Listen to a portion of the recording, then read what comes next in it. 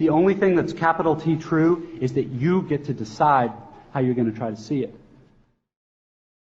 I was standing with my head back, one pigtail caught between my teeth, listening to the jet overhead.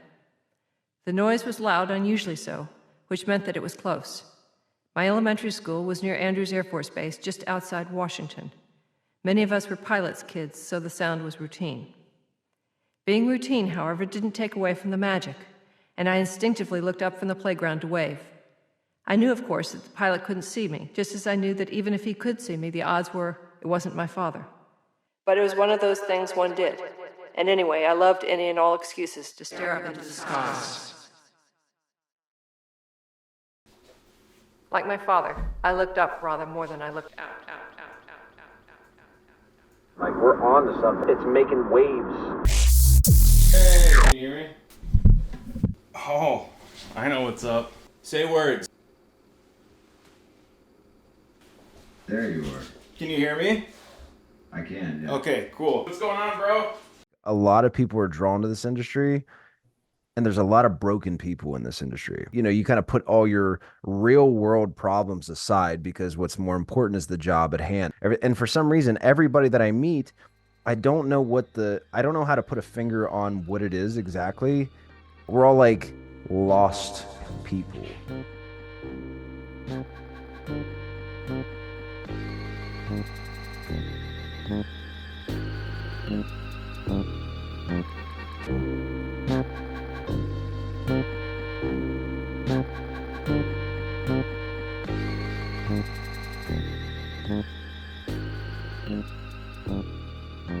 We are the keepers, those fortunate few.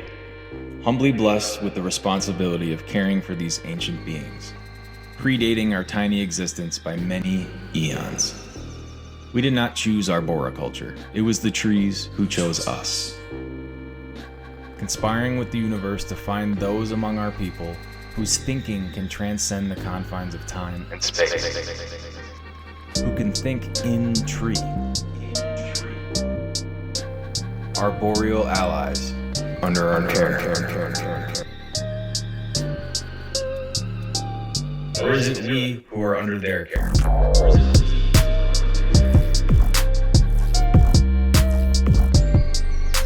After all, we are arborists. Who among us has not been taken in and felt the flight of passion at the sight of some great wooded form, and thanked not God, but tree?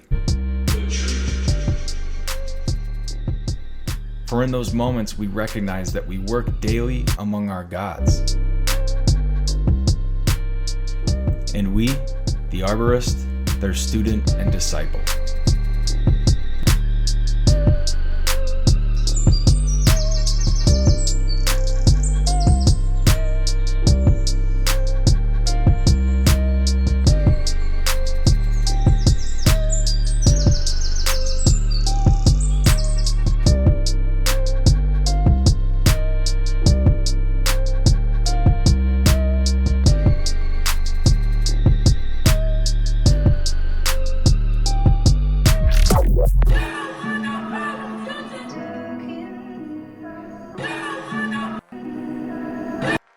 There are these two young fish swimming along, and they happen to meet an older fish swimming the other way, who nods at them and says, "Morning, boys, how's the water?" And then eventually one of them looks over at the other and goes, "What the hell is water?" Rainbow tree, plus I got this brown in me. Curly yellow dancing on me, so she smelled the green on me. And she straight from California, freaky, yeah, she wanna be. Tell me she like boys and girls, oh well, that's okay for me. And she said, about to, motherfucker. You about. Today we're looking at the Poulon Pro chainsaw.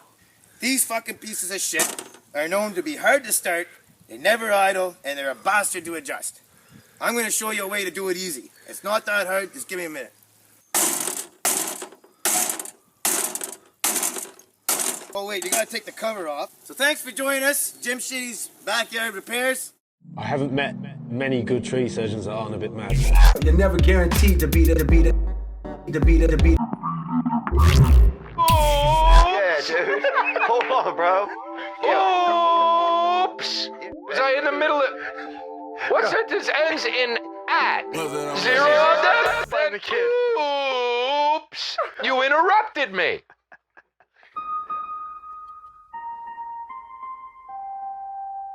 Trying to think of how to articulate in a poetic manner just how much trees have done for me. Trees in general have, mental health-wise, been the biggest panacea for depression.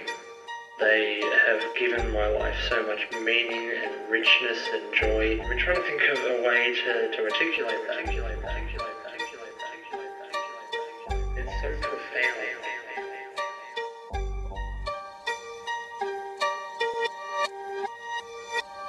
Sometimes you gotta close the door to open a window. Love letter to arboriculture. I guess I want to talk about mulberries. Mulberries are some of my favorite trees. I don't really know why. They're invasive, exotic, pretty much take over everywhere. In the tree business, we have a season, a mulberry season, when everybody calls and wants their mulberry trees cut down. Berries on the deck, berries on their car, berries on their sidewalk, the smell of sour wine, drunk birds. Pretty hard to kill. They grow everywhere where nobody wants things to grow. Can't get to them. Wherever they can evade a lawnmower, up the side of the building, behind the shed, in the fence line. Cut them down, they come right back.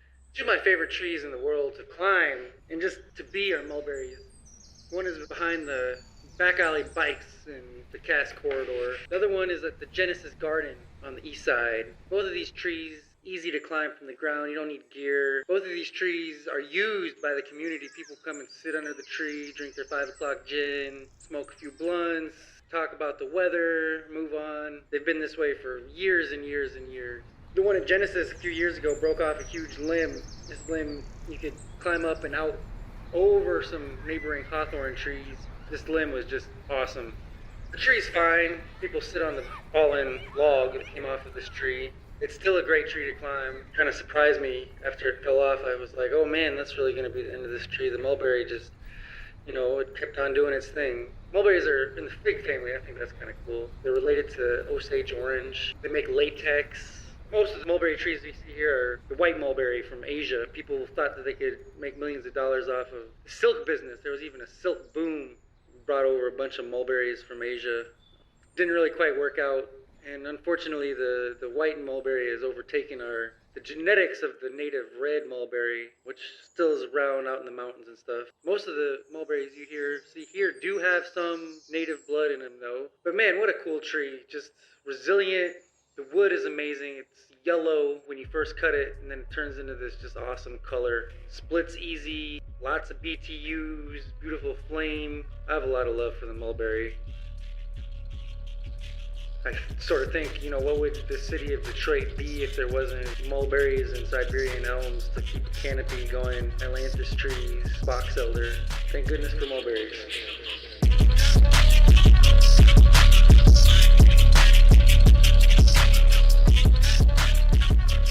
Thank goodness for mulberries.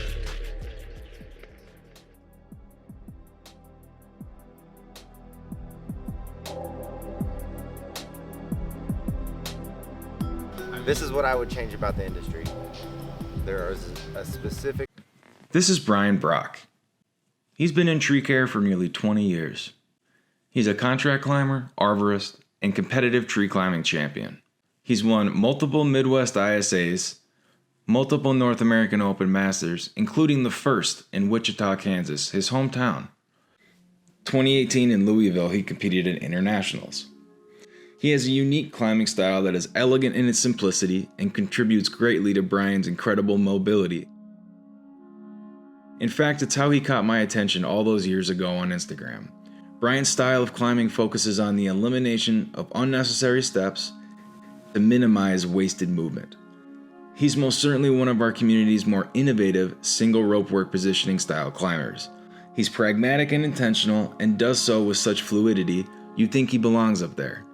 His route planning and redirect selection are exemplary, major components of his powerful approach to maximizing mobility within the canopy. Brian can make a large structurally complex shade tree climb look elegant and graceful as he moves and plans with the polished finesse of someone who's logged the 10,000 hours and then some. An immensely spread out canopy seems to be his happy place. Brian is 6'4" and has enormous gorilla hands. His soothing, sugary southern drawl put me at ease, and he spoke with limitless passion for the craft he pours his heart into. The community loves him, and he's been instrumental in establishing this independent circuit within competitive tree climbing. North American Open Masters never disappoints, and he, along with his homie Chris Coates and dozens of volunteers, make sure of that. I had an opportunity to chat with Brian Binesworth on Instagram while visiting NAOM in Medford, Oregon in 2022. It was held at American actor Jim Belushi's cannabis farm, tucked away among the tall ponderosa pines and impressive stretches of rolling mountains. I've been fascinated by his content and how he approaches the work. I wish I had more time to sit down with him. This is an interview with Brian Brock.